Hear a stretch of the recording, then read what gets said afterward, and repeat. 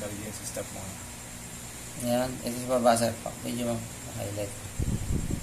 Maandar yung blower, ay yung ano, yung VFD, then pindutong emergency stop para malaman yung alarm. Nagwangwang sa HMI ngayon.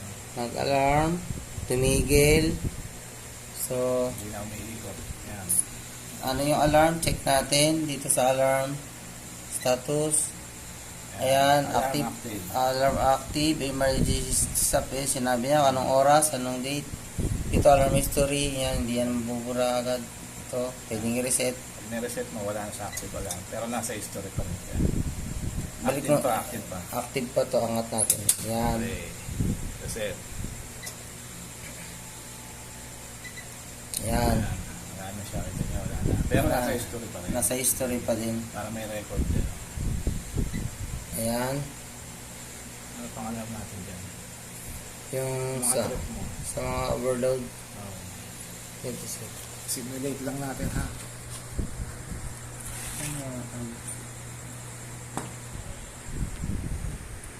Video mo sir. Simulate lang namin yung buwan. Tingnan mo ang ilo.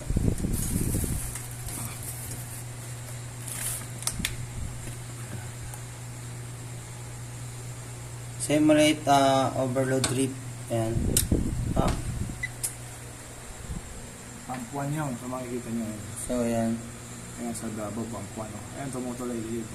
Kita mo na rin yung dito. Ayan. Then sa alarm, ang sinasabi, floor 1 trip. Ayan. So, i-reset natin yung overload. Ayan. Tapos balik yung takip. Ayan. Check natin. Reset. Ayan. Wala na. Pero nasa history pa rin siya. Ayan. Yun. Laro siya. Okay na? Oh, yun. Ayan, sir.